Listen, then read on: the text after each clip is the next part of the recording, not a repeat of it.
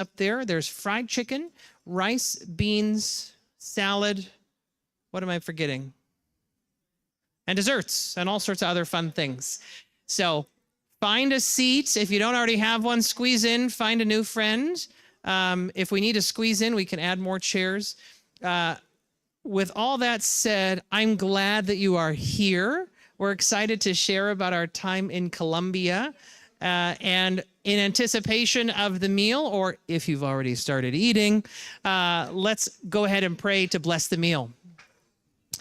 Gracious God, we give you thanks for the gift of this day, another opportunity to gather, to fellowship, to consider the global church that we are a part of. Help us, Lord, to remember our brothers and sisters in Colombia this day and to share in fellowship around table. And as we talk today about the beautiful world that you have made, help us to stand in awe of all that you do, all that you have done and continue to do in and through your creation. Bless us this day. Nourish this food coming soon to our bodies. We pray all in Jesus' name and say together, amen. Great.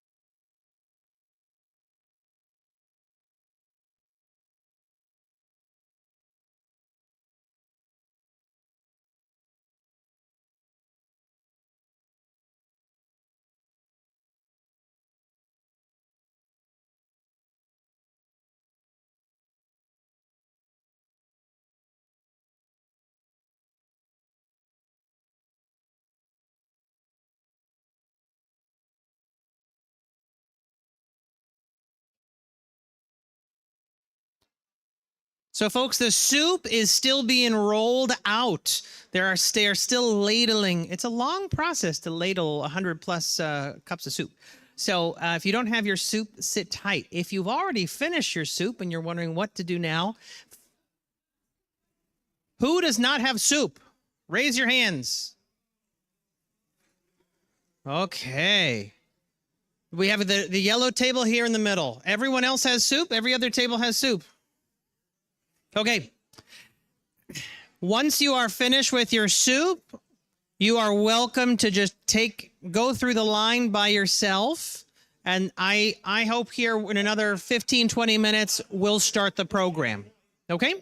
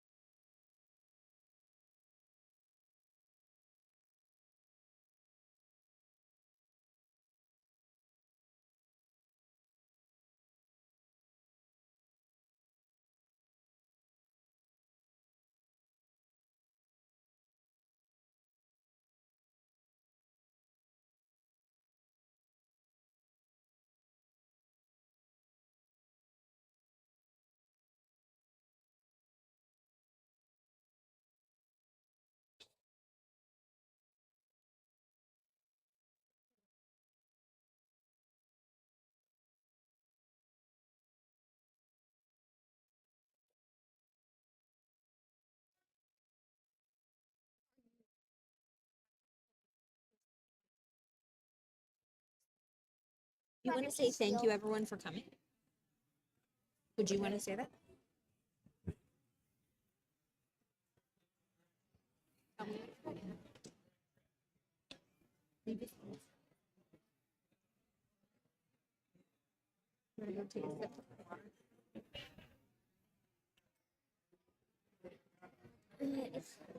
Yeah, you have to say attention. Can I just say it? I see it. Thank you, everyone, for coming. Can you say it louder? Folks, we're going to go ahead and get I'm gonna have you started say it here. again. When Daddy. 1-7. Check one. This is kind of where the gate. Where is Sarah? Is Sarah here? Sarah. So, Is Sarah PC here? Or Daddy, Ben? Daddy. This one's great. Say thank you, everyone, for coming. Really loud, as loud as you can. Okay. Not shout. Thank you, everyone, for coming. That was thank you, everyone, for coming. Great.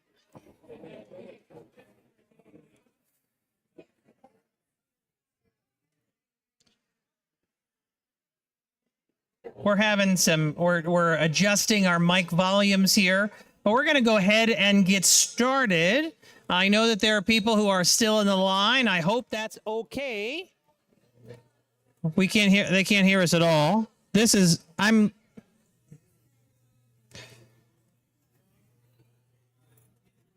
Check one, check one. The Lord be with you. Stop. We are still sorting out the volumes and the levels here. If you can hear the sound of my voice, clap once. Oh, a lot of people did not clap. If you can hear the sound of my voice, clap twice.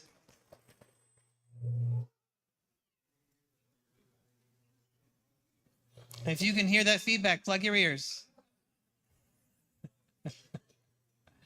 Okay, they're still sorting it out there. I'm going to... Belt Pack 1, I think there's a gate on it, Ben. I don't know if we can fiddle with that. So I want to explain a little bit about what you are eating, because you might think, what does fried chicken have to do with Colombia? This is a traditional lunch. Lunch in Colombia is the most important meal of the day. And in Spanish, it's called almuerzo ejecutivo, which kind of translates as like a business lunch, which starts with soup. Normally, it's not the soup you have. It's a thinner broth soup with not a whole lot in it. And then, let's see, is this working? This is still, Belt Pack 1 is still a little low.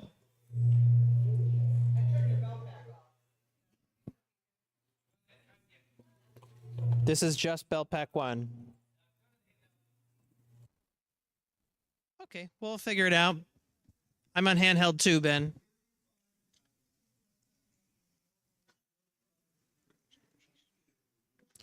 So almuerzo ejecutivo, a business lunch, starts with a soup, kind of a thinner soup, and then goes to a main meal, which often features a meat, rice, beans, salad, and exactly what you have on your plate, or might. So I wanted to start off with explaining kind of what you were eating. And now I want to take a moment to thank everyone who is here, who made it to this lunch, but even those who may be watching after the fact, for all of your prayers and support for the whole family, because without you, this sabbatical would not have been possible, especially for the sabbatical committee, who kind of helped me to craft various documents and help me to plan, as well as the mission ministry, who is helping right there, right in the back now. They can't even hear me because they're so busy working back there. They've been with me in the kitchen and are helping to serve today. So we give you thanks for them. Broadly, let's give them a round of applause. That sounds great.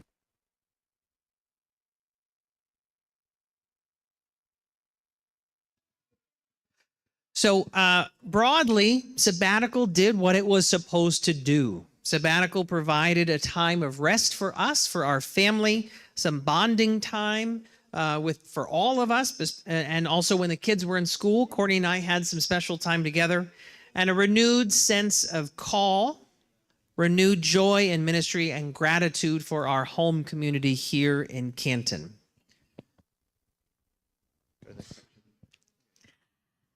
So why did we choose Colombia for our sabbatical? We had cast a wide net. I don't know if you know this about Michael, but when he is doing something, he does it 100%. So he and I both have our undergraduate degrees in Spanish. So we wanted to look in the Spanish-speaking world. He contacted a lot of our PCUSA mission co-workers. That's in our denomination how we speak about our missionaries. He contacted PCUSA mission co-workers in a variety of Spanish-speaking countries, contacts he had from seminary, pretty much everyone we knew who might be somewhere abroad. In Barranquilla, Colombia, we just had a number of open doors. If you remember last year, Cesar Carwachin came and he preached in April. You also might have seen him at Camp Wakanda if your kids went to Spanish camp. He is one of our mission coworkers in Colombia. They're moving next month, I believe, to Chile, but he was an early contact that we had that connected Michael with the Reformed University in Barranquilla. And he was just a great contact for us. There were other avenues that we pursued, and it just seemed like lots of closed doors, and every door in Barranquilla was just open. There are a lot of connections with the Presbyterian Church has been in Colombia for over 150 years. Michael served at a Presbyterian university. He taught classes there. The kids attended a school, which is a ministry of the Presbyterian Church in Colombia. So there were a lot of connections in that way. And we'll talk a little bit more about it later, but the Presbyterian Church of Colombia celebrated 167 years down there. And something that's kind of neat is that every single year, all the Presbyterian churches get together and they have an anniversary celebration, kind of a happy birthday to Presbytery, which is not something we do. I don't know if that's something we'd want to start or not, but I thought it was pretty neat nonetheless. I want to go from the 30,000-foot view. Feel free to slide there, whatever you want. 30,000-foot view so we were there for 4 whole months, from mid-July to just before Thanksgiving in November. And just to talk month by month, what kind of happened. So in the first month, all 5 of us, including and then in addition to that, my father-in-law, Mike, came down with us to help us set up our new and temporary home, which was especially helpful to have a set of extra hands so you could, one-on-one, one adult to one kid. That was helpful, especially in the airport. But just about a month before we departed, we had a bit of a surprise. Our wonderful friends in Barranquilla, they said, we would love to welcome you. We can't pay you at the university, but we'll give you a free place to stay. Okay, place to stay in my mind translates to also a place to put your head. But we found out about a month ahead of time that did not mean a furnished apartment. So we had to pivot and help to furnish the apartment. So it wasn't the lap of luxury, let us say, but we made do, and we'll come back to that because at the beginning it ended up being quite a surprise. But by the end, it was quite a blessing, and we'll come back to that later. But yeah, we had to buy beds, dining room table, chairs, desk, washer, dryer, air conditioning units, those types of things for the apartments. So that was the first month as we were there, going around town and getting all those supplies. The second month was a little more difficult as our Courtney's dad came back to Pennsylvania. It was a little more difficult, but gave us an opportunity to try and make some new friends in community. But in a lot of ways, we struggled to do so. We also, at the same time, switched churches. So this is kind of month by month. Every month is a little different. I received an invitation to preach, and so we started worshiping at a new church, and we continued to worship at that church for the most of our time there. And actually, on our final Sunday in Barranquilla, that church was called Comunidad del Camino, the Community of the Way. They gave all of us these crosses. So that's why the Wallaces are wearing these today. This is their gift to us as we departed and came home. And then switching into the third month through the end, we had a lot of visitors come to see us. So my mom, Deb, who is here in the purple, the Georges came, and we took a little trip to Santa Marta, a city a few hours away. Ben and Sarah Cheneve came. We did some tourist experiences in and around Barranquilla. And one of my college friends, Paul, came, and he and I went to Bogota for a few days as well. Sandwiched in between all of that, we went to Ecuador for 10 days as a family.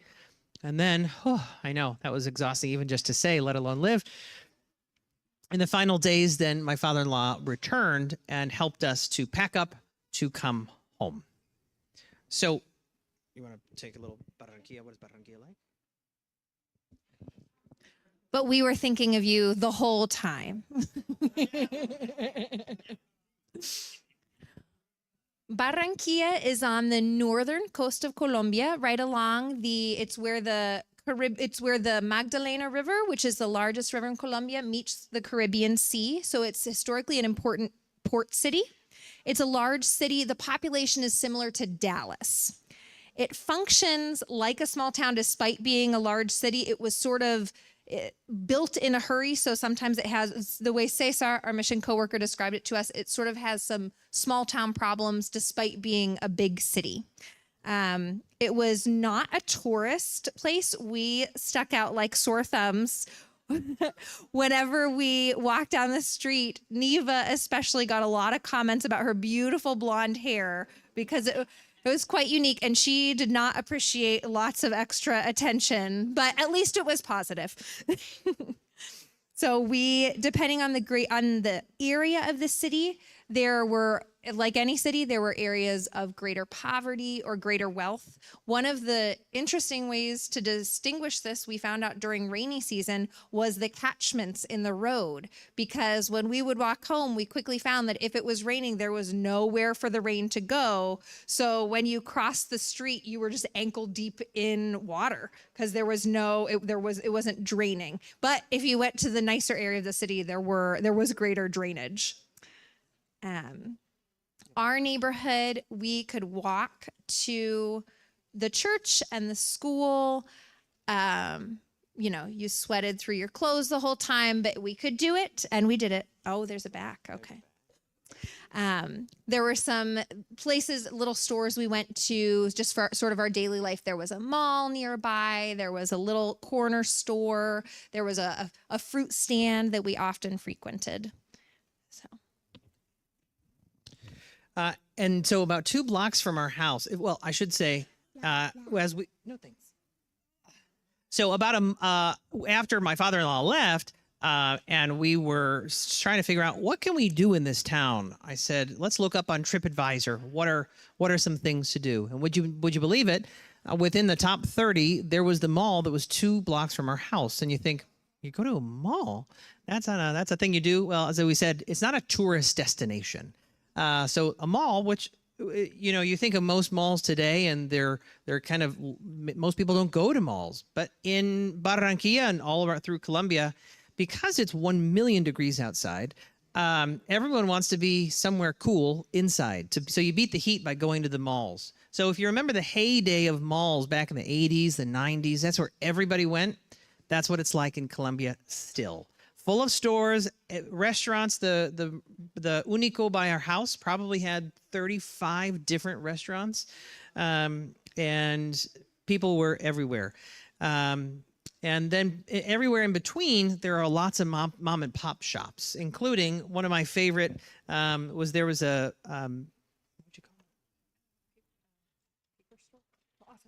office supply store. Thanks. We're navigating the Spanish here. What is it called in English? It's an office supply store, but it's a little mom and pop shop. And the funny thing from us, if you go to the store, if you go to Office Max and you want to buy envelopes, what do? You go to the shelf, you take a big box of envelopes and you buy the whole thing.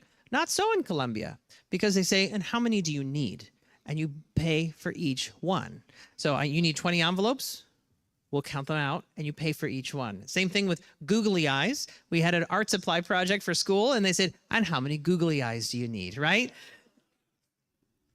But we also, of course, we had some, we are, to use some, dare I say, antiquated language of first world versus third world. I don't know if those categories always are helpful and fit, but I think it's a quick way to understand what I mean. We had some, quote, first world problems. And as we were there, the temperature we talked about at great length. And I'm going to turn things over to my daughter, who's going to talk about the heat. I asked them what they wanted to talk about, and this was a notable thing for Neva. How hot was it? What was the temperature like, Neva? 100 degrees. 100 degrees and sometimes more. The feels like temperature with the humidity would often be in the 110s. So, do you want to say anything else about it being hot? Were you hot when you were at school? Yes. Do you want to say anything else? Okay, I think that's good. Thanks, Neva. So we did not have a vehicle while we were there. And so we had to walk almost everywhere. We got around on foot, but also with taxis or this service called Didi, which is a Colombian version of Uber. We don't have it. And I found out only about my last 2 weeks there that it's actually illegal to use. So taxis are certified and legal, and the country's a-okay with it, but the Didi, this Colombian Uber, kind of illegally runs, and I don't completely understand all the reasons in and outs why, but it was. We never took one. I would never ever take one, especially there. But motorcycles were extremely common. Like you could go to, like there was a Best Buy in the mall near our house, and you could buy a motorcycle there, which I thought was so funny. But it's because they were very prevalent. They were cheaper, of course, than cars. And the scary thing when you're driving down the road, you'll be stopped in a taxi. You'll be stopped at a red light, and motorcycles will come up on either side of you all the way to the light, and they're ready to go. And as soon as that light goes green, they zoom down the road. So the rule when we were crossing the street with the kids was, you pay attention. If there's a car far away, it's okay. But if you can see a motorcycle, you don't step off the curb because you just don't know what they're going to do. Going back to first world problems, our internet was unreliable and slow. Our water in our house would go out at least once a week, if not more often, for a few hours here and there. Do you want to tell the anecdote or you want me to? The morning so 2 of our kids celebrated birthdays while we were there. We found out that birthdays are a big deal. At one point, we thought our youngest, Nathaniel, who did not celebrate a birthday while we were there, we thought that he was stealing another kid's toys from school because he came home every couple days with a new toy. And we're like, what is going on? Oh, well, Sophia had a birthday and Antonio had a birthday. And what? But they would send, whenever it was a birthday, every kid in the class would get a present, which I thought was really fascinating. And so we wanted to join in the fun in some ways, but we had a little birthday party for Neva. We were going to be hosting 6 girls plus their parents at our small home, probably 800 square-ish feet, somewhere in there. And of course, that morning, the electricity and the water went out. So luckily, it came back on right in time for the party. And then we also, the last thing I'll mention about first world problems is we did not have our normal kitchen supplies. It felt strange, right? There's all these things in your home that you don't even realize you use, but when you don't have any of them, it's kind of debilitating, right? Chip clips. You don't think about them. You just use them, right? Good knives, a peeler. Courtney was very excited to return home, and I think she is now back to normal with baking. There were a couple weeks there where she was baking every single day, which is why I got this back. It's good to be back, but it is disconcerting, that disequilibrium of I rely on so many things in the day-to-day, I don't even know it. So Michael has given the overview, and here's kind of some pictures to go along with daily life. This was our apartment up this little walkway. The downstairs is Fifth Presbyterian Church of Barranquilla, and the upstairs was our apartment. And here's just a little picture of the kids getting ready for school in the morning. They would have different uniforms, like Theo in this picture, and the kids today are wearing their regular school uniforms. But if it was a phys ed day, they had the t-shirts. And then there were kind of like the school Olympics, and all the classes had different jerseys. So that's on the right. So there were a lot of fun things with school. And after school, we would go. There weren't always huge playgrounds with playground equipments, but there was exercise equipment for adults in most of the parks, which doubles great as playground equipment. So there was a lot of that. We just thought this was funny. There would often, whenever we would see horse-drawn things, it would often be buying or selling electronics, which just struck us. Yeah. So I think is it a flat screen TV? That's a flat screen TV. So we don't know if they were selling it or if somebody was scrapping it. But you would hear, Theo, I'm going to put you on the spot here. What would we hear almost every day? Avocado in Spanish, like this. Aguacate. Aguacate. So these vendors, and this is a way that they make a living. But you go around town cutting avocados off trees, and you take a big bucket and you walk around town shouting, "Aguacate!" Right? And if they were trying to collect scrap metal, they would say chatarra, and I don't know if this was a chatarra guy or not. I didn't learn that word until the 3rd month in, so who knows? We saw some interesting wildlife. Here is Theo with an iguana, and you can't see, the tail was like 2 feet long. Do you want to tell them? And sometimes there was gross stuff on the sidewalks from the iguanas. They nearly pooped in our grocery. They nearly pooped in our grocery bag. They nearly pooped in our grocery bag one time, Neva wanted to say. So daily life, this is one of the restaurants. This was our favorite restaurant because it had air conditioning. So we spent a lot of time here, and it was kind of fun just in the daily living, the people that we got to know. Like we knew the waiters and waitresses just there, but also because they were on our route home. So we would walk by them several times a day when we were coming to and from school. So that was a fun thing to just get to know different people. This is Danielle, our fruit stand guy, who we also knew very well. Did you see the Knights of Westminster shirt? Oh, yeah. Theo's wearing a CPC VBS Days t-shirt in that picture. And just look at the hair. Like, look how wet Nathaniel's hair is. That was just a normal day after the sun was down. That's how sweaty we were all the time. We lived next door to a barber, Jairo. So he was just another one of our kind of daily life. We'd say good morning to Jairo when we pass him. And Theo, do you want to tell what this one is? This is a smoothie spot in the mall. It's called cosechas.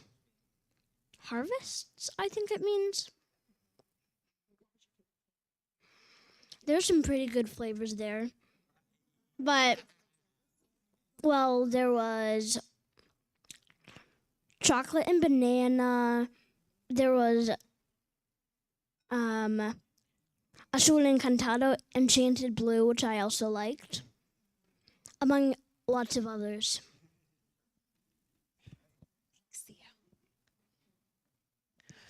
We're kind of in our food section now. Arepas are made from corn flour and water. They are a little bit thicker than tortillas. Often you slice them open and you stuff them. So like if you've heard of like pupusas, they're similar to that. That's a Salvadorian.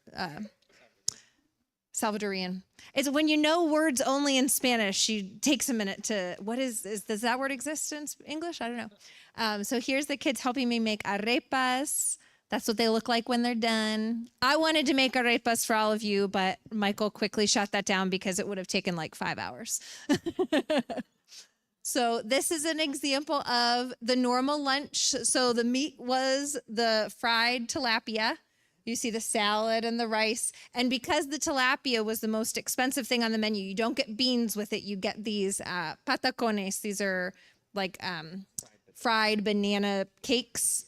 And it was 18,000 pesos, Colombian pesos, which is equivalent to $4.50. So this was the most expensive thing on the menu where we usually ate lunch, or the restaurant where we usually ate lunch. So there's a traditional arepa. There's Michael with a soup that inspired your soup today. So so there's a normal soup that comes with a meal, and then this is like one level up. If you just want soup, it comes in this big metal bowl, and this is the sancocho that you very approximate to what you had today. If you notice, if you look closely, it has full corn cobs. It has bones in it. I Americanized it a little and cut the corn off the cob and took the bones out. But it's a sign of and full chunks of banana, which you do have plantains in there, but they're probably pretty small. And always comes with a lime. And yeah, so that's what's inspired the soup today. Here's some different fruits. Most of these are varieties of passion fruit. So they tasted better at the smoothie shop when they're all blended together, but we would go to the grocery store sometimes and let the kids just pick out any fruit because there were so many. There were some fruits that we don't even have here, uchuva, lulo, corozo, and I would look them up and it would be like, no, this is so specific to this Caribbean region of South America. So I can't translate it because we just don't even have it. But they were delicious, so sorry you missed it. Here's just some more. And they also had cantaloupe, so I thought it was boring, but Neva really liked the cantaloupe, so we would still get it from our fruit stand friend. We had at least a pineapple or two a week because they were so good and fresh. And I have to say, I've had pineapple since we came home. It's just not the same. But I'm really good at cutting pineapple now. So yeah, at least 2 or 3 a week. This is one of our weekly traditions, me falling asleep on the couch while the rest of us. So on Friday nights, we would get pizza and watch some Star Trek. So we didn't have a TV, so my little tablet had to do. And so this was, I think that looks like Next Generation, some good classic Star Trek. Yeah.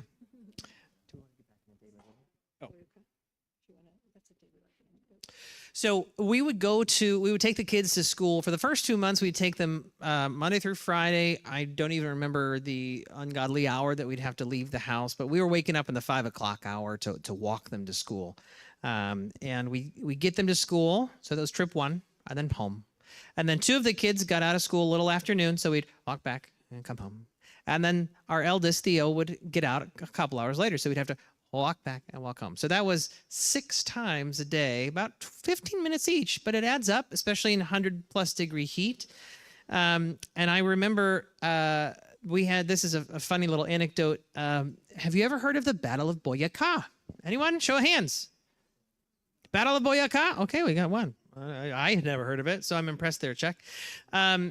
One of the kids was sick, and so I think it was Courtney's dad and I got the boys ready, and we got them all in their uniforms, and we started walking. And normally this hour of the day, it's a hustle, it's a bustle. Everyone is there. You hear car horns going, motorcycles whizzing past, and it was dead. No one is outside, and we're thinking, what is going on? Is this the right time? Is it a Sunday accident? Did we mix up the days? No, we walk halfway to school and see still no one out. And we realize it's the Battle of Boyacá. Of course, they had the day off and no one told us. Because why would you tell people that you have Christmas? Of course you get Christmas off. Of course you get Easter. There are certain things we expect. You just get it off. If school went through July 4th, would you tell people you get July 4th off? No. You would just say, of course. Same thing in Colombia. Nobody told us, so we figured it out. So we went to a park and made the best of it. It was something related to Colombian independence, I do believe. And it's the name of a city within Colombia. Yeah. So while the kids were at school, Courtney and I would, as we already saw pictures, we would go to lunch. We'd have dates, spend some time cooking, cleaning, playing games, reading. We had. You want to talk about Luna's PR? Oh, okay, great. Okay. Courtney worked on Bible study for women's Bible study here in the future, and even prepped and then led a short-term Bible study on Zoom for the Wakanda staff, which was neat. When the kids would finish school, we'd come home, have a rest hour, and cool off, probably shower. Because it was so hot, we would sometimes shower up to 2 or 3 times a day. And grocery shopping was almost a daily experience because without a car, without a large fridge and you can't really have stuff in the pantry or too much because of the heat. And so we couldn't stock up. Here we have a huge pantry. We have a freezer in the basement. We can stock up and go to Costco. Not so here or in Colombia because food would spoil, go bad. And so you couldn't stock up on much.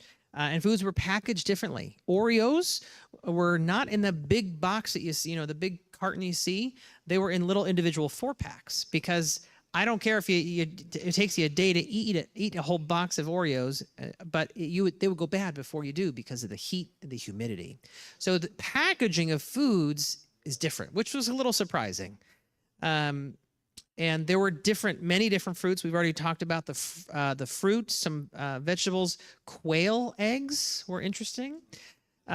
We tried those, but milk and eggs were all out on the shelf. They were not in the fridge section because and milk was ultra pasteurized, and so it didn't require refrigeration, which surprised me the first time I went to buy milk at the store. I'm like, I'm in the cold section. Where is the milk? Where is the milk? I'm like, there's no milk. I can find yogurt, but no milk. I said, it's over on the shelf. What is it doing there? It was quite surprising. And then finally, more about daily living, talking about utilities. This is just another facet of daily living. Someone would walk around town with a big stack of paper bills, and they would knock on your door and hand you the bill and then walk to the next house. And you were then expected to figure out how to pay that bill. So they had all sorts of different systems of paying with money. They had like a Venmo, which was much more common than it is here. Everyone had it. We could never get it to work.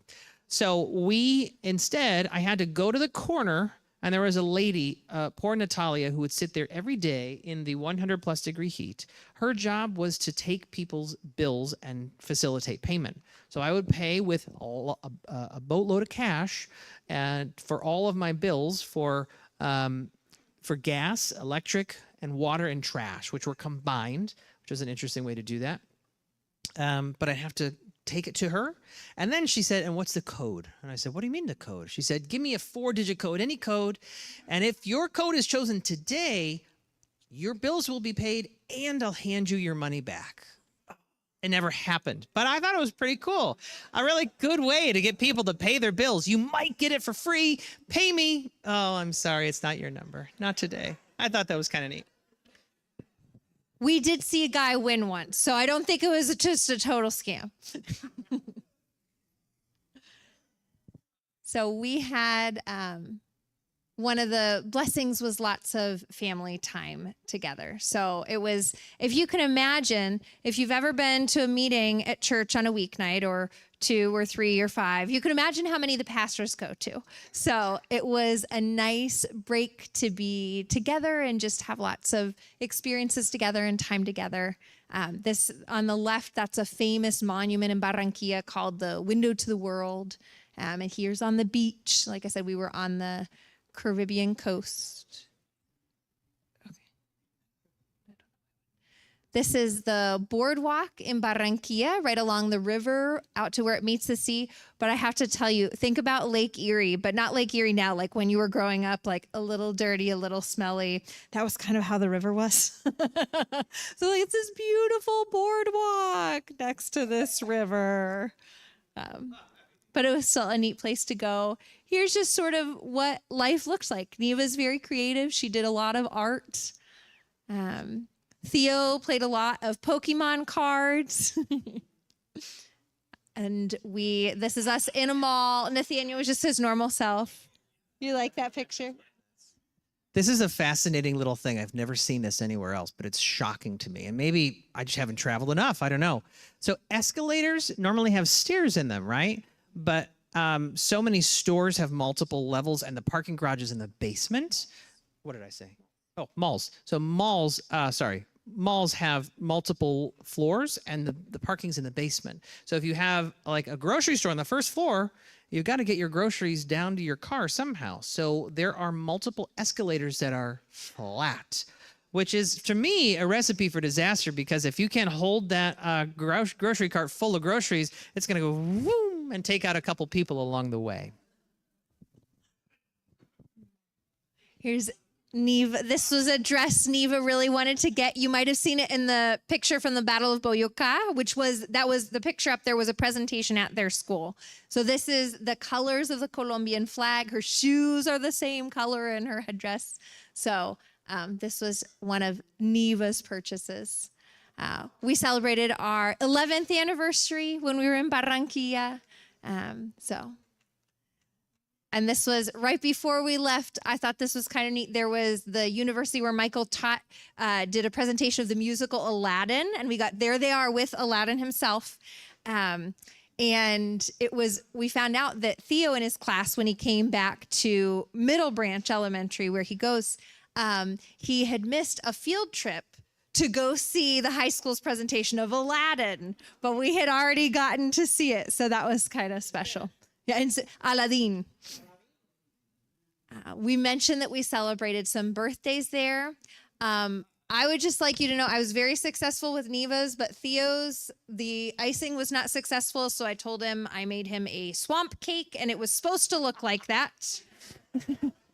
And I will just, because my wife won't trumpet this story herself, because we had no mixer, it was extremely difficult to find safe desserts. So we made this cake from a box, but then with allergy safe. The food was fine, but for allergies. Sorry, allergy safe. But we had to hand whip this buttercream frosting. Was it with a fork? So if you want to feel some muscle, she's got. At church, anyone who had a birthday that week gets sung to at church. And it was sort of an exciting song because it's like our traditional birthday song. But then there was this real peppy one, and I don't know. Deseamos para ti. Yeah, and then there were just a lot of verses. It was beautiful. It was these verses about like, may God bless you this year and always. It was like this spiritual blessing over the birthday people, but it was sung with a lot of vigor. It was early, so Neva was a little shy when it was her turn, and then Theo was the only birthday that week. So there he is with the pastor. Up there when we sang for his birthday. These are Neva's friends from school who came over for her little birthday party. That we were playing Uno, reading books. And then for the younger kids at school, there's normally Michael mentioned the birthday parties, and we decided to bring a little American culture, and we played Duck, Duck, Goose, which they had not played before. So that's like where they would have recess. That was a recess area. All the hallways and everything were outside. So that's at the kids' school. Neva's clarifying that is not where she had recess, but that is where there's some of the older grades. That's where Theo had recess. And he would play soccer a lot during recess. This is Theo's class singing to him for his birthday. There's the girls in the class and the boys in the class. And then Theo didn't want to have a party, so he invited his one school buddy, and we went to the trampoline park. So that was his special birthday celebration. Theo and his buddy Nico. Do you want to talk about church? I don't know what pictures you got.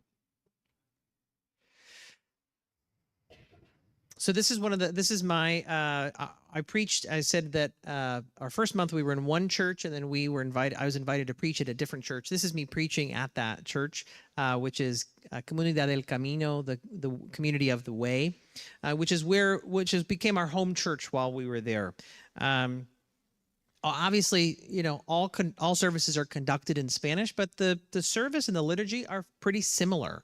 This is part of the Presbyterian Church of Colombia, Iglesia Presbyteriana de Colombia, and they they sometimes have bulletins, not always, but they have the same structure, similar structure of scriptures, songs, sermon, confessions of sin and communion. But the one thing that differentiated them from us is they moved a lot. So passing of the peace was the bare minimum, but often there was a song in which you would go around and hug people, right? I don't remember how it went right now. If the different songs, if the song said something that was an action that you could do, you would do it. So if the song said, and we join our hands like in Christian love with all our brothers and sisters, you would hold hands, you would shake hands, you would go over, hold hands. The kids would often get a kiss because they're just so cute. But then maybe that was the chorus. So, okay, I already did over here. Oh, we're doing the chorus again. So you're going over, you're shaking hands, you're hugging, you're greeting in Christian love. And then for the next chorus, you know. So if you're raising your hands to worship, you know, you might hear that in a song and you raise your hands to worship, you know. And let's see if my family can do this on the fly. There was some special motions, and it was the lyrics go like, I will worship you, I will glorify you, mi buen Jesus. He didn't do it right. You're supposed to do it in a circle, but all right, redeem yourself. Okay. Communion was pretty similar. One neat thing was that for kids, they would not have the wine, which the adults would have, but instead they would have grapes, which I thought was a neat way to do that. I already mentioned I attended several different worship services, including that 167th anniversary for the Presbyterian Church there. I want to talk about the nature of ministry in Colombia, because so often we see, this is me preaching at 9th Presbyterian Church. Which I think their building was under construction, so they were meeting literally adjacent to the other church. So we went to this church to say hi, and then we preached and attended the other church. On the other side of the wall, you could even hear the music. It was a little funny. But as we consider ministry in church across the globe, we might carry with us a whole set of assumptions. And some assumptions I want to address here. You know, we are very blessed at Christ Presbyterian Church right now with not one, not two, but 3 full-time clergy people. That is unheard of in Colombia. When I told them I was an associate pastor, they said, "What's an associate pastor?" So I had to unwrap that. What does that mean? But full-time pastors even are the exception and not the rule. The rule is part-time pastors, multi-vocational. So one pastor, Milciades, he was the pastor of Canton, the 5th Presbyterian Church above which we lived. He was a pastor, a university administrator, and a professor. So he had 3 roles. Another here is Franklin in the orange.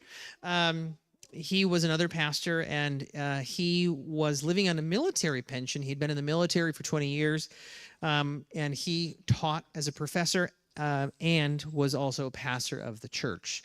So kind of having to, because you do not get paid well in ministry. He told me he was a friend and a mentor in ministry there, and helped me to understand a little bit about how the school worked as well. And he told me that the first church where he ever worked, he was paid 4,000 pesos a month. 4,000 sounds like a lot until you type it in and figure out 4,000 pesos is $1. He was paid $1 a month for his ministry, which is troubling. There are some good things that come from it. Because it's not expected, because the pastor's not full-time, it's not expected that he or she be preaching every week, be teaching all the classes, doing all the visitation. So what it does mean is that there is a greater sense of ownership of the ministry, so that there are several different people who would preach throughout the month, and there would be a whole team of different preachers and teachers who would come and do Sunday school and preach for this Sunday. So Franklin we probably only heard Franklin preach 2 or 3, maybe 4 times, but heard other preachers throughout our time there. Move on to school. Oh, so this is we were invited over to this woman here on the left. The man behind her was one of my students.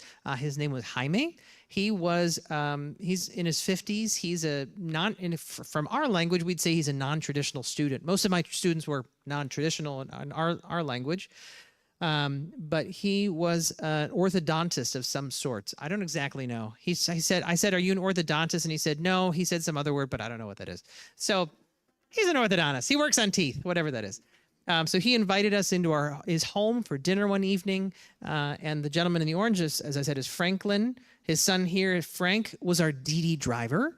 So the pastor's son worked for Didi. And then the gentleman in the red stripes, Jorge, who was the youth pastor there. And he was a volunteer youth pastor, and he was, for his day job, he was an engineer. And kind of neat to see just a little snippet of his life. He won some awards while we were there, and they celebrated that as part of the worship service during time of prayer. They went on for about 15 minutes about it, and I understood this much. Because they were talking about some paints. He developed some chemical compound in paints that was like revolutionary. So they were celebrating his accomplishment, which I thought was really neat.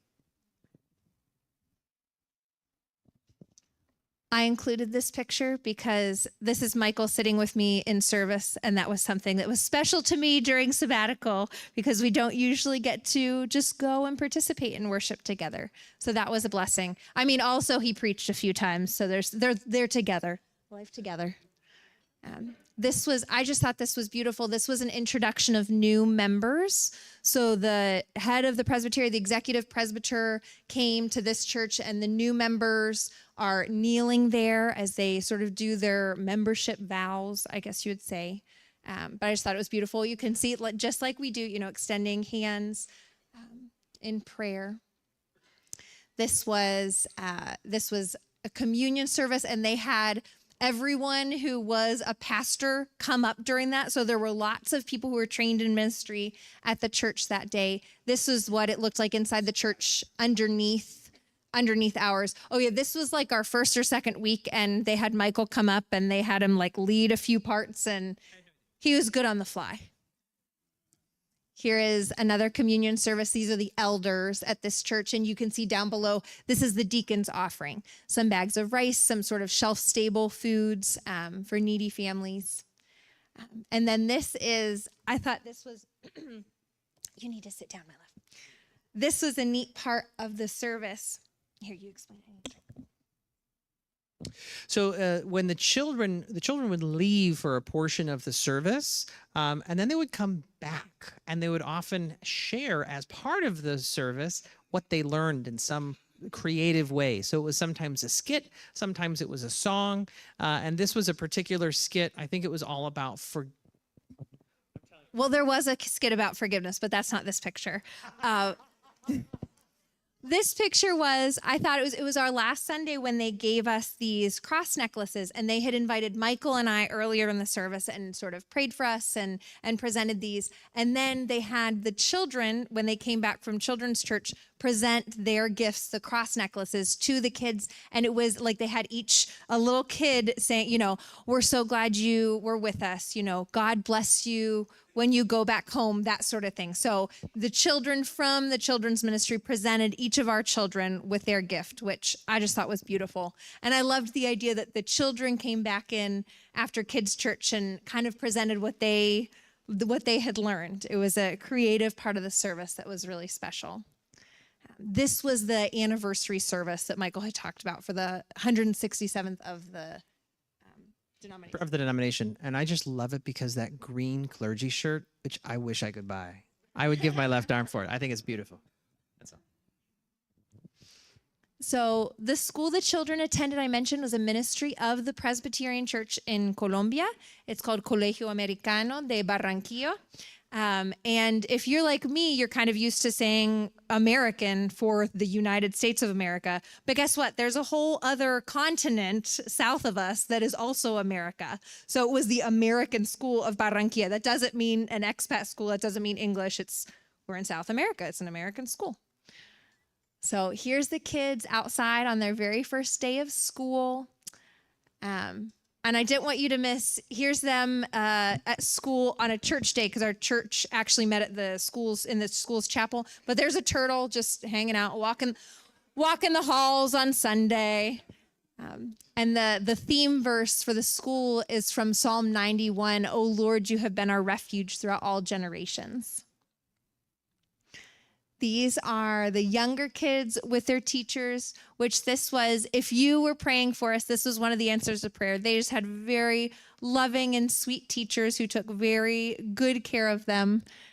So here's the young ones with their teachers. Here's Theo with his class on one of those interclass games, sort of the school Olympics. They're all ready and sweaty. This is Neva in her class. This was the day of her birthday party, so she has her birthday crown on. And this is Nathaniel's class on Crazy Day. They had some theme days at the end of school, so that's why everyone's all mismatched.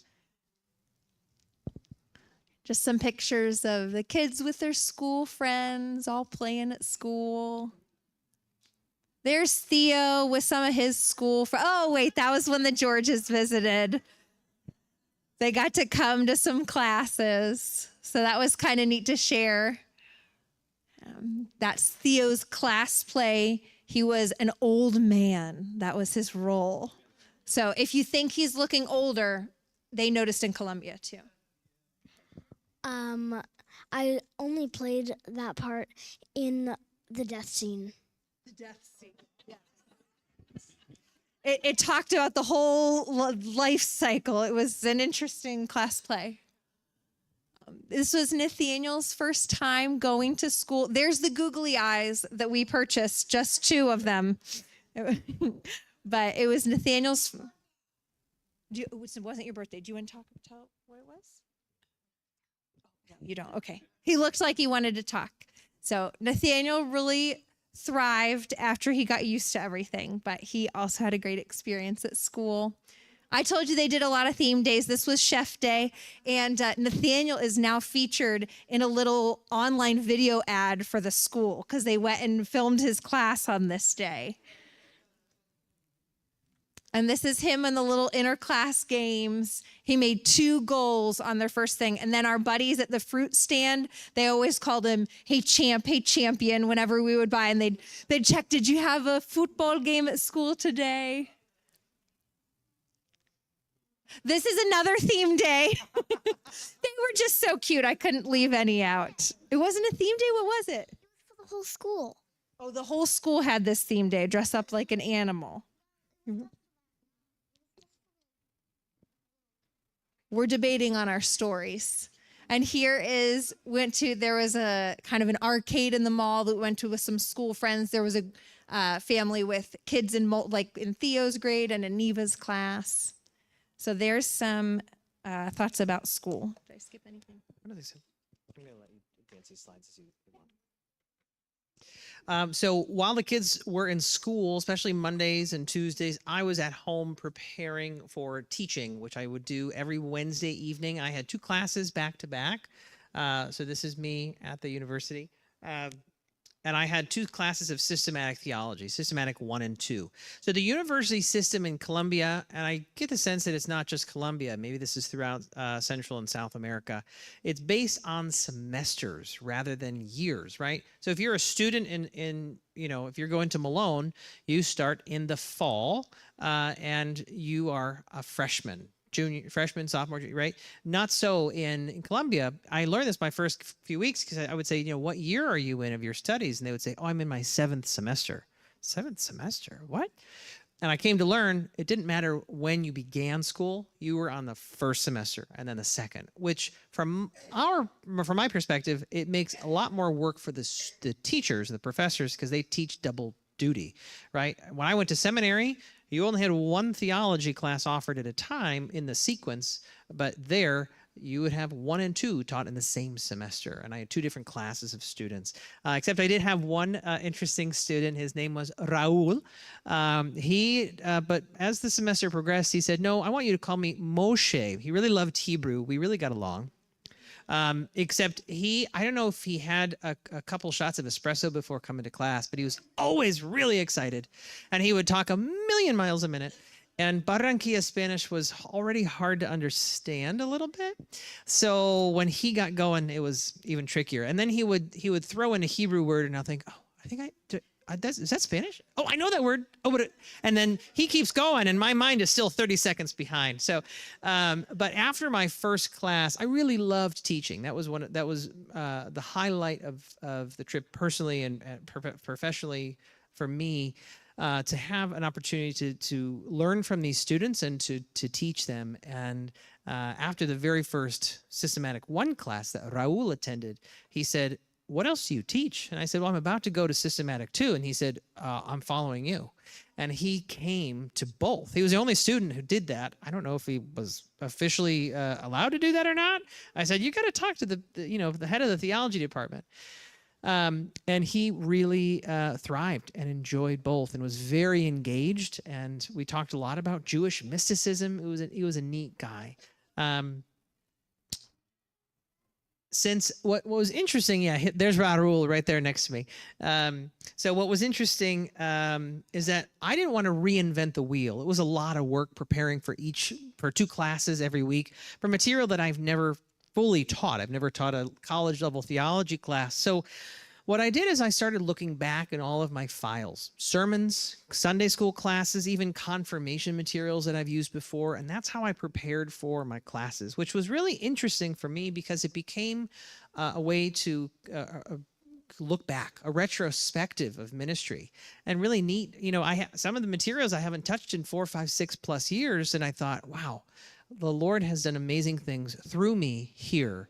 And it's just amazing to see. Some of it I had quite frankly forgotten about, but you put a little search term in and says, oh, here's materials on prayer, or here's materials on confessions and creeds. And I was able to utilize a lot of that and add to it. And as I said, we had several students here. Many were non-traditional. So here is Jaime, he's in his 50s. Andres was the youngest of my students. He was 25.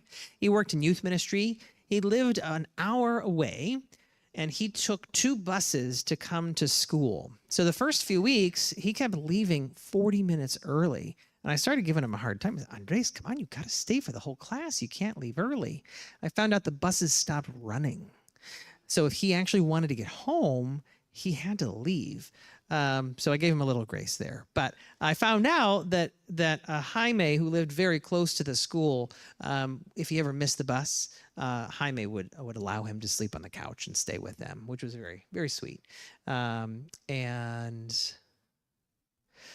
the very end of the year, the theology department had an end-of-year program. So I got to meet many students beyond those that were in my class. So we had a kind of a picnic. Here's another one of the professors. He's a pastor, I believe he's Baptist, but he's also one of the professors there. And got to meet so many students from all the different classes.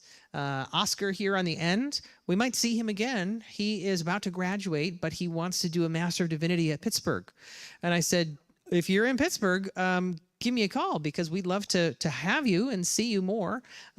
So good to get to know many more of the students here. And then in the midst of it all, I couldn't stay away from Hebrew for too long. So I did a special presentation. This is looking for exegetical gems in the Old Testament or the Hebrew Bible. A special program I did, 1.5 hour long program on Hebrew.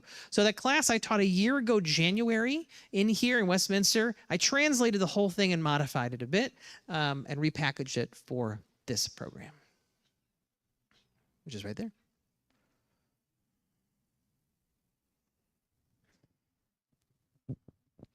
We mentioned our friend Frank, who was a taxi driver. He was the son of our pastor at the church we went to. So sort of with our daily living on Saturdays, we tried to do something fun. And we had been asking Frank to drive us, but then the one day we were going to the zoo and we were chatting on the way, and he said he'd never been to the zoo in his own city before. We said, well, come on, come to the zoo with us. So he and Michael were buddies. So that was kind of fun. So, and then we would joke because he's a young guy, like 21. And so I'd say, okay, all 4 of my kids, you got to get in the picture, go pose with the tiger. So there's us going to the zoo. They went to a soccer game with Michael. Here's some other friends Michael mentioned. That was the man in that photo was one of his students in his class.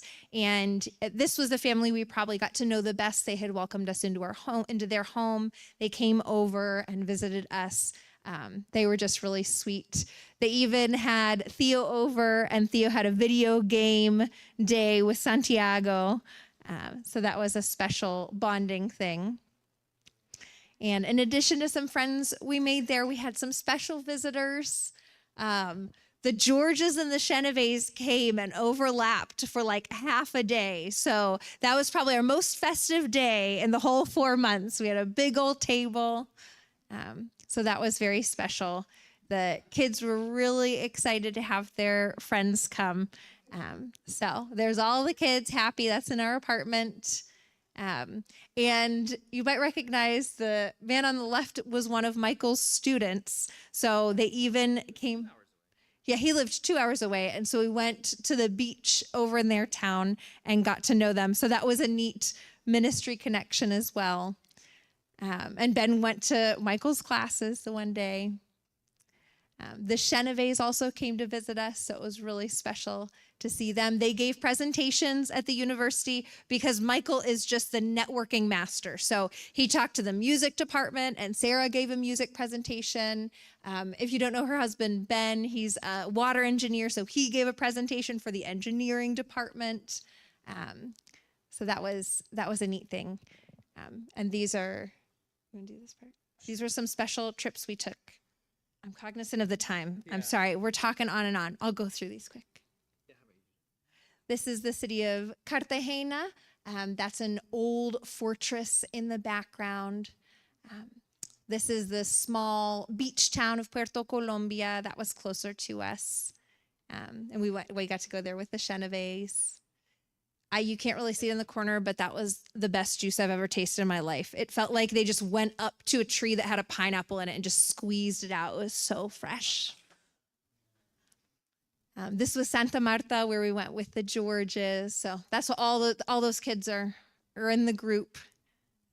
So that was some special time with coworkers. And if you know Camp Wakanda, you might recognize a former counselor, Moises.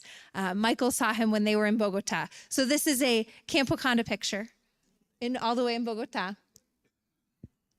We also did you want to talk about this? We made a special trip to Ecuador. With the visa, you can be in Colombia for up to 180 days, but after 90 days, you either have to leave the country or pay a bureaucratic fee. And we thought spending money on a trip sounded a lot more fun. So we went to Ecuador.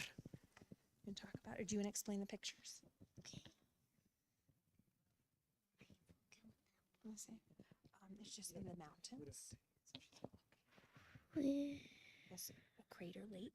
A crater lake. This is a crater lake. So, and so the altitude so we were all over in Ecuador. We flew into Quito, and then we hired this man who does tourist agency, and he had a small bus, and drove us around. We were probably, in the course of 10 days, we probably spent close to 18 hours of driving around. So we saw all sorts of climates. We were and altitudes. So this was very high. The previous night, I was shivering under my blankets in the hotel, and they brought in a big room, they brought a little tiny heater, and they said, "This will help." And I said, "No, it won't." So this is Crater Lake. Quilatoa is the name of the city, and Yes, we were still a little cold, but it was nice. This was actually, it was so high. It was fascinating. Jenny, you remember when we were in the Dead Sea, it was so low that I remember I was running a little late when we were in Israel, and I had to hightail it back up the stairs from the Dead Sea all the way up to get washed off to get on the bus to go. And I ran up those stairs and I got to the top and I was like, I'm feeling pretty good. I'm not out of breath at all. And I learned lower altitudes, the oxygen and molecules are closer together, so it's easier to breathe. I had the opposite problem here. My kids were running and I'm just like, I couldn't do it. And I actually, at a certain point, I was like, you just go on, because I could not breathe. It was really difficult, but it was enlightening. I learned a lot through that. Here is the city of Baños. If you know elementary Spanish, you know baño means bathroom. But if you go to the next level, Spanish 201, you learn baños also means baths, as in thermal baths. So this was probably one of our favorite cities in Ecuador. Baños, really good food, beautiful town to walk around in. We got our feet wet. Saw lots of waterfalls and rivers. This is Okanax. Are you in the room? You recognize this because you also went there about a couple weeks after we did. This is the Museum of the Equator. So we are on either side of the equator right here. This is one of my absolute favorite pictures. This is in Misuaji, which is right on the Amazon, or into the Amazons. And these are little wiggly worms. And if you want some, they'll grill them up for you right there and you can have a nice lunch, right? I hope everyone's done eating. I hope it. Okay. So look at my son's face. He is very excited. But my favorite part of this is Neva's face. And they were still squirming. They were not, they were very fresh. We also, we did some horseback riding and just exploring. There is a clothing brand called Cotopaxi. I don't know if you've heard of that. It comes from this mountain here in the background, which is actually a volcano in Ecuador. So we got to see that. The clouds parted a few times. Also, while we were in where were we, Mindo? I think we were in Mindo. We did Ecuador is really known for its chocolate. So we did a chocolate tasting.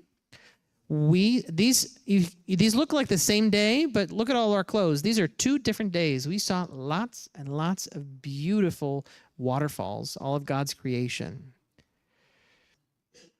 This was a cable car, but most of these were fascinating because they would take the engine out of a little truck and they'd set it up on the one end. So you'd see the operator. It was like he was operating a truck. He had a gas pedal and everything, and he'd shoot you across. It was a little terrifying. And here are some various ministry connections we had. We've already talked about Cesar stood right here and taught a class last April. This is in the big mall. We're at the food court. And then when the Georges came, we had a meal with Cesar and Danya in their home, which is lovely. And then also, this is through Greg Linville, who lives here in town. Many of you know Jane or Greg. And before we went, they said, you have got to get to know some friends of ours. We have a connection with some missionaries in Colombia. And I thought, well, okay, the more the merrier. Let's meet some people. So we became acquainted with Jonathan and Licenio, and they are missionaries to the largest indigenous people group there in Colombia called the Wayu people. And we hosted them 3 or 4 times, and every time they said, "You've got to come see us," and we said, "We'll have to do it next time," because it was a 6 to 8 hour bus ride, probably with no AC. And I said, I can't do that. I can't do that this time. But we really enjoy getting to know them, getting to learn about their ministry, their Bible translation work, and got to meet. They came to our home. We got to meet them. You see, if you look on the back table, there are some hats, interesting hats that Jonathan's father, or father-in-law? Stepfather, excuse me. He makes them out of banana leaves, banana leaf hats were interesting. And then this gentleman back here, Reynaldo, he made a lot of the bags back there. Thank you, Vanna. Vanessa Vanna, I love it. Another.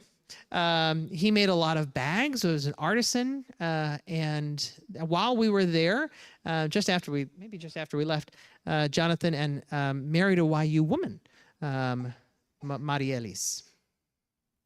Here's another one of the missionaries. We met Alex and his children and some YU girls that he had adopted. So that was really neat. Got to just play Legos with them. The international language of children, playing Legos. But I wanted to share about our ministry connections. If you donated to the Sabbatical Fund, if you are a part of this church supported us to go, and also obviously the prayer support. One place that went was the furniture that we were not expecting to buy. But since we had purchased it, we were trying to figure out what to do with it when we were leaving. And through some of the ministry connections, all of the beds, the bunk beds, our bed, the bed my dad had used, all went to different families.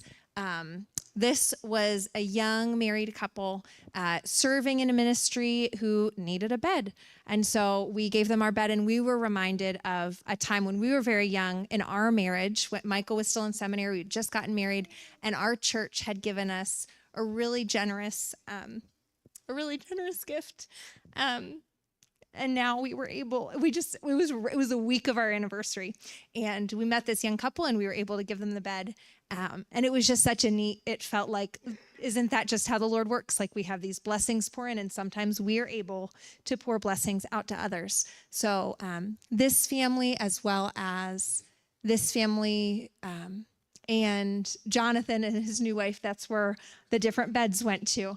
Because you can see there's 3 little boys in Alex's family. And so they got the bunk beds. And that was a way, the week that all that was coming together, there were just a lot of random things that were happening. And we just felt a lot of the Holy Spirit's work in those times, and the ways that we were able to share, but really that you were able to share. So here are some of the faces of people who are still benefiting from your generosity that we were able to make some connections with.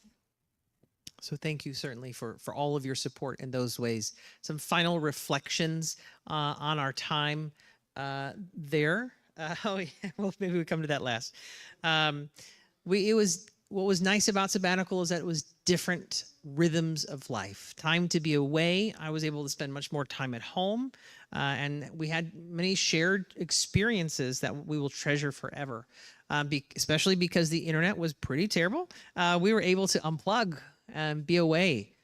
So we read a whole lot more and played a lot more Uno and other games than we might have otherwise. And now, honestly, there were disappointing aspects. I don't want you to think this was just, every day was another fantasy and rainbows and unicorns. There were some difficult, challenging days where we were a little lonely, and we'd say we want to meet up with this family, and we get to the destination, and they say, "Oh, we forgot." Or and we were ghosted, as they say, a few more times than we would have liked, and yet we did find ministry connections. We found community through church, and we were refreshed through new experiences. We had the opportunity to rise to new challenges, and one aspect of it is we, I'm sure some of you were afraid. Oh, if they're going to go and they're never going to come back, right? Was anyone a little afraid of that? Yeah, maybe. So I will say we are glad to have gone, and we're glad to be back. And certainly through our experiences there, maybe I should just say for me, I felt recalled back to Canton as a reminder that this is our home.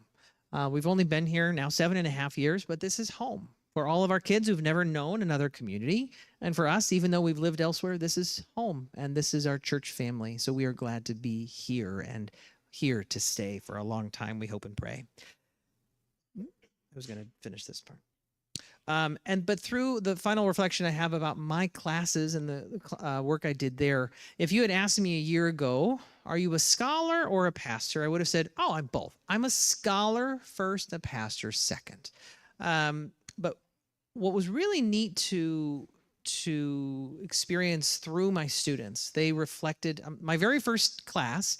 I came in, I lit a candle, which is something I learned from seminary days, representing the presence of the Holy Spirit. We did an experience called Dwelling in the Word. We read a scripture passage, meditated on it. We prayed, we sang, right? It was like going to church, but it was class. And my students said, we have never had a professor pray in class. We've never had a professor like you. You are a pastor before you're a professor. And I thought, oh, okay. I didn't really know and recognize that. And so through those comments over the weeks and the months, I realized, yes, I love teaching, but if we're just teaching for the sake of knowledge, and facts, what's the point? If we're not being formed in faith and changed because of our theology, we're doing something wrong. And so part of this sabbatical for me internally reshaped my understanding of myself. So no longer am I I'm no longer my scholar pastor. Instead, I think and I believe now I'm a pastor first, a scholar second.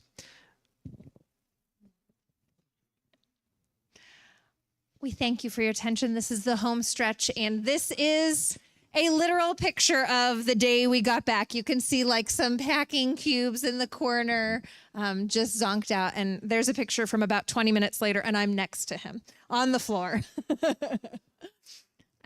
Also, I just wanted to share getting ready for school a few months ago and getting ready for school now. A little bit of a wardrobe difference there. And Michael already spoke about some of the takeaways. One of my personal takeaways was, I'm going to cry again, but thankfulness for the women's Bible study. This was a goodbye luncheon we had before I left, and I felt when we were feeling lacking in community, when it was difficult to make friends and make inroads, that was something that I thought about, was our community here in this Bible study that I am blessed to be a part of, and the ways that that's not to be taken for granted. You're not guaranteed community anywhere, and I'm grateful for the community that we have.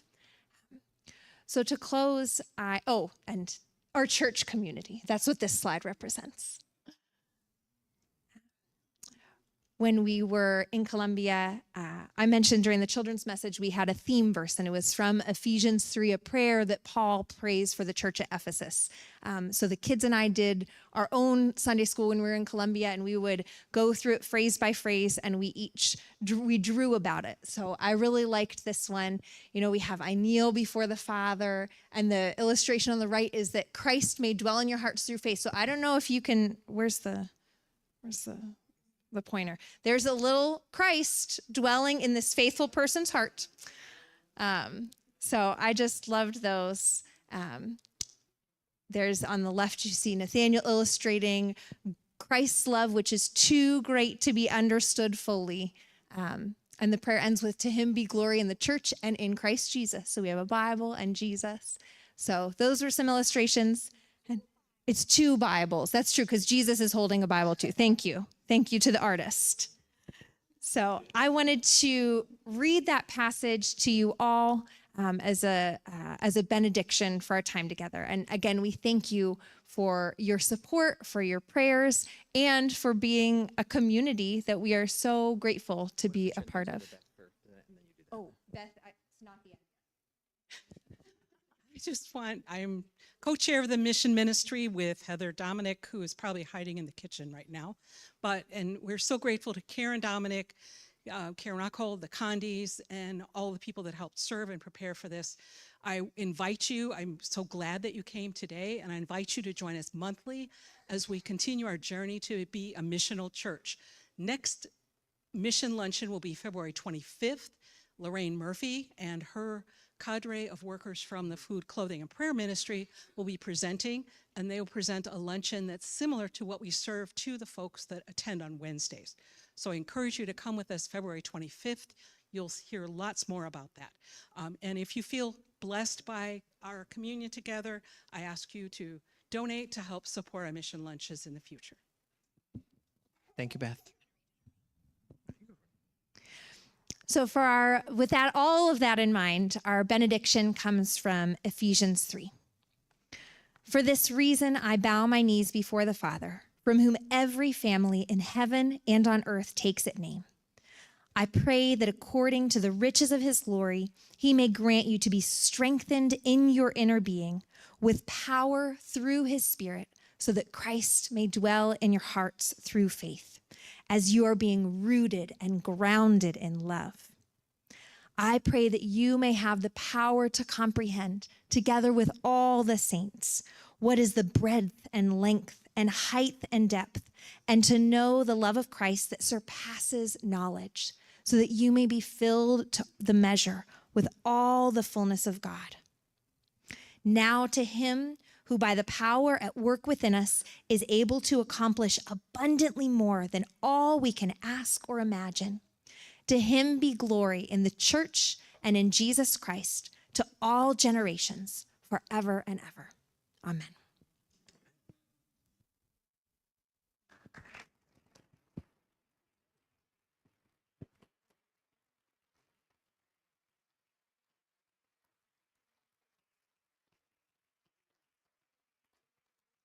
Thank you again for coming this morning and afternoon. We so appreciate your gift of presence. And we had hoped to have a time for questions, but obviously we didn't get there. So if you have some pressing questions, want to stick around, we'll hang out for a little bit. If you also have some longer questions, I'd invite you to send me an email, give me a call. I'd love to chat more about our experience in Colombia. Thanks. God bless. See you later.